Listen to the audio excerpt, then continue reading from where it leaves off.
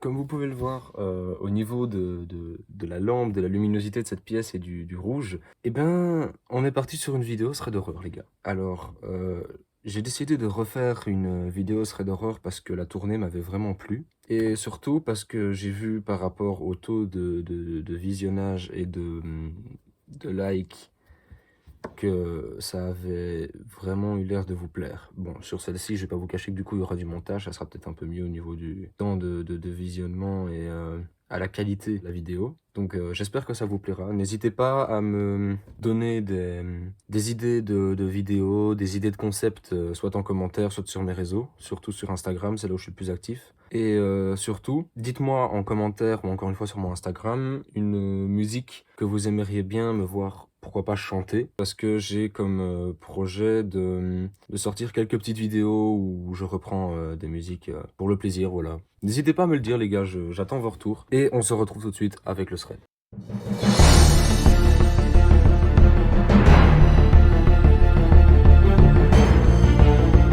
Je vais le découvrir en même temps que vous. Pendant que je le lis, vous allez le découvrir avec moi. Je trouve ça plus convivial, plus simple, et puis comme ça, vous voyez mes réactions, je vais dire à chaud. Et enfin, je sais pas, je préfère faire comme ça, voilà. Donc, alors, dans l'introduction, la personne qui a rédigé ce texte, du coup, ce thread, nous se présente.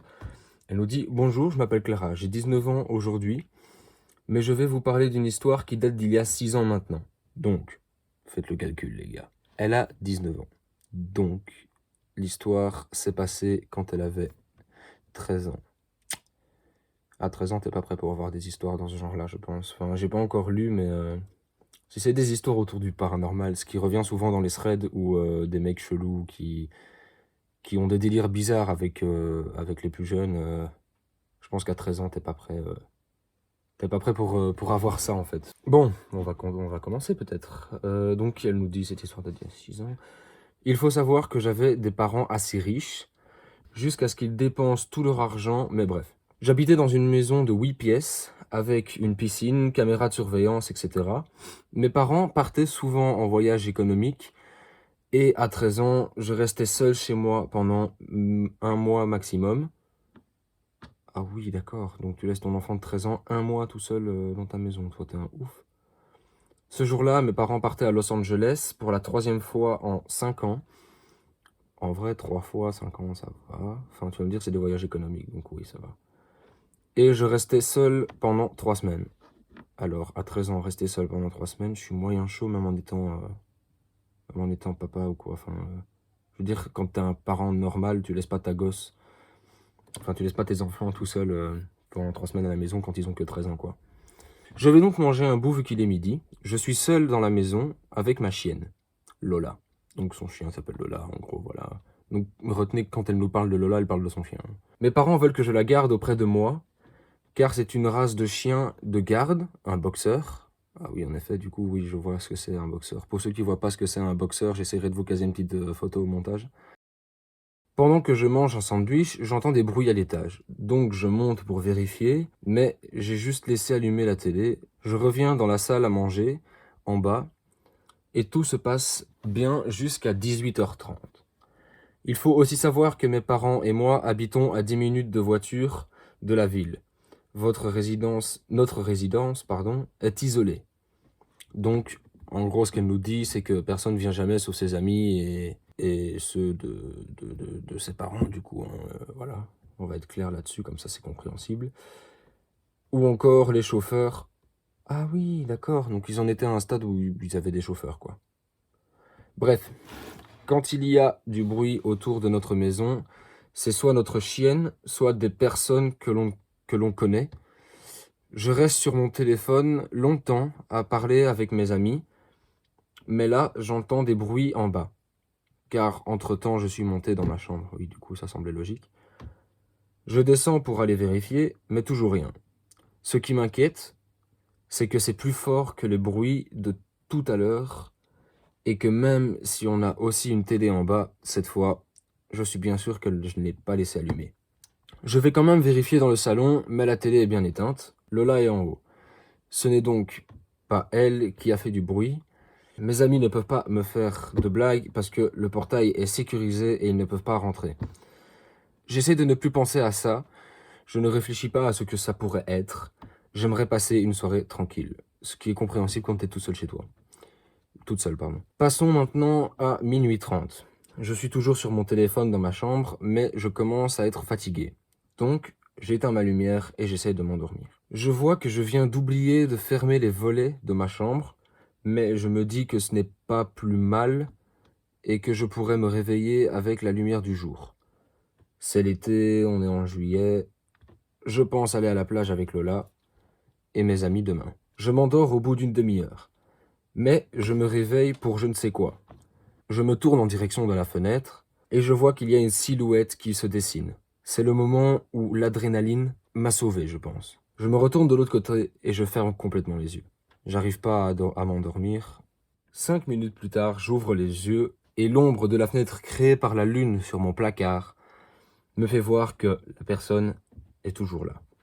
J'essaye de refermer les yeux, mais à ce moment-là, la personne toque 3 fois à la fenêtre.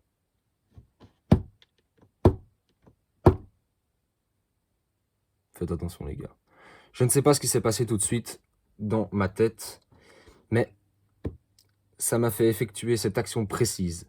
J'ai fait semblant de me réveiller et d'allumer la lumière. Je me suis étiré pour boire de l'eau et je me suis glissé dans mon lit et j'ai éteint la lumière. Ce que j'ai eu le temps de faire, c'est reprendre mon portable pour appeler la police sous ma couette. Ils sont arrivés une demi-heure après, vers 1h45. Je leur ai tous expliqué, mais au final, ils n'ont jamais rien trouvé. Par contre, il y a une seule chose qui a changé.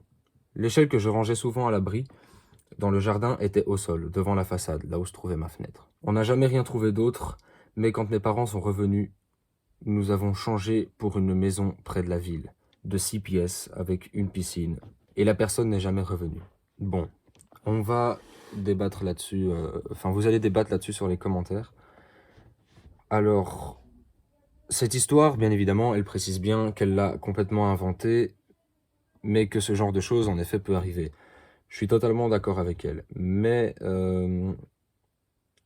disons que, je vais pas dire que c'est une erreur de narration, mais disons qu'il y a certains moments, au niveau de la ponctuation plus, il y a certains moments qui sont très peu compréhensibles. Dans le sens où j'ai galéré dans le texte parce qu'il y avait plusieurs fois où... tout bêtement, je n'arrivais pas à comprendre exactement ce qu'elle voulait nous dire, mais j'ai essayé de vous traduire comme je pouvais.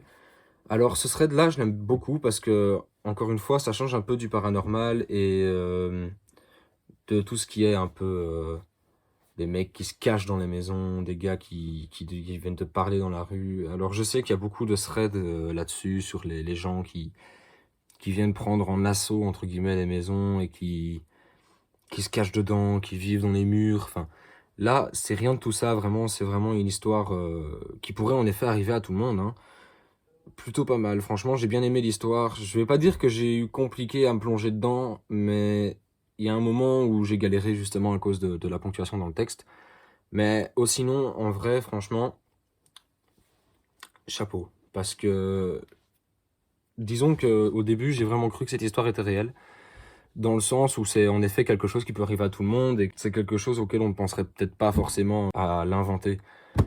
Parce que, ouais, encore une fois, oui, c'est ça, c'est un thread où les gens pourraient se dire dès le début, c'est un vrai, ça s'est vraiment passé, sachant que il ou elle, du coup, je ne sais pas, précise que l'histoire est fausse, mais juste à la fin de l'histoire. C'est vraiment bien parce que ça laisse le suspense. À moins que tu te dises, bon, je vais aller lire la fin au premier. Non, franchement, good job. Cette vidéo n'est pas énorme, n'est pas super longue, mais comme je vous le disais, je cherche un peu encore des concepts en ce moment, donc n'hésitez pas à m'aider dans les commentaires, juste en dessous, ou aller checker mon Insta, me DM, m'envoyer un petit message privé en disant, bah écoute, voilà Léo, j'ai une idée de concept pour toi, ah, tu pourrais faire cette vidéo-là, ah, tu pourrais réagir sur ce truc-là, tu pourrais... Tout se passe sur mon Insta ou sur mon espace commentaire. Parce que je vais pas vous cacher que Twitter, je suis pas très actif. Et Snap, ouais, Snap, en vrai, vous pouvez aller sur Snap aussi. Mais voilà, du coup les gars, je vous dis à la prochaine. J'espère que votre semaine se passera bien.